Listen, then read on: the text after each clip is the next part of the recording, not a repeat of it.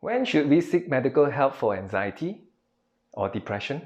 I wouldn't want to claim that I know the perfect answer, but in this video, I would like to give you my perspective. Since 2015, I've been coaching teenagers to help them develop into confident, competent, and happy young adults. Before I answer your question, I would like to share two stories with you. The first one is a very personal story. About 9 years ago, I was in a very high-pressured, very stressful working environment. It affected me emotionally. It caused me not to be able to sleep because I was constantly worried, especially on Sunday night. I would have woken up on Monday morning around 4:30 a.m. because I will be thinking about the big meeting on Monday. At that time, I had a managing director as one of my big boss, and he noticed it. He noticed that I was having depression. One day he gave me a call and he asked me, "Jason, how are you doing? I think you are having mild depression." I do not know much about depression at the time, so I thought he was just being concerned as my big boss.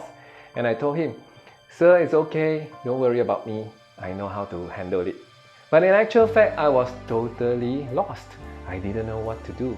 And actually, I didn't know what was causing me so much worry, so much anxiety.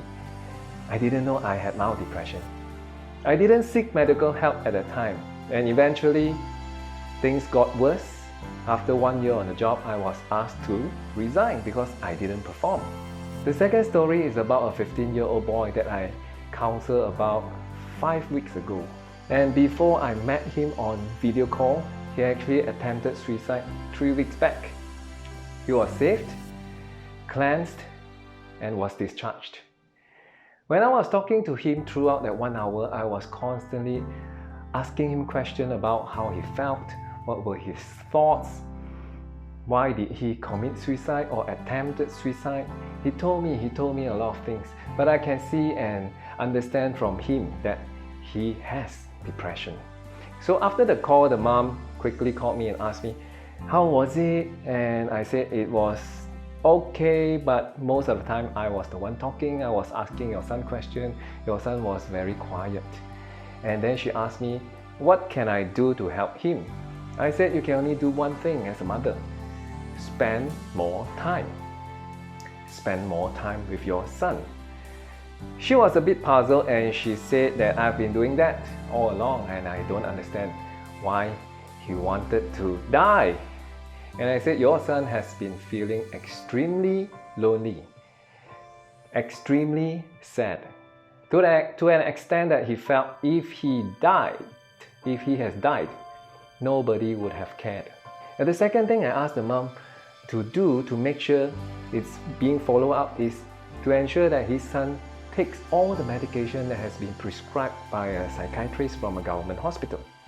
And once the medication has been completed, go and follow up to check with the psychiatrist. So the first part is what a mother can do, and the second part is seeking medical help. In Malaysia, unfortunately, I felt that and I realized that it's kind of a taboo to talk about depression, to talk about anxiety disorder.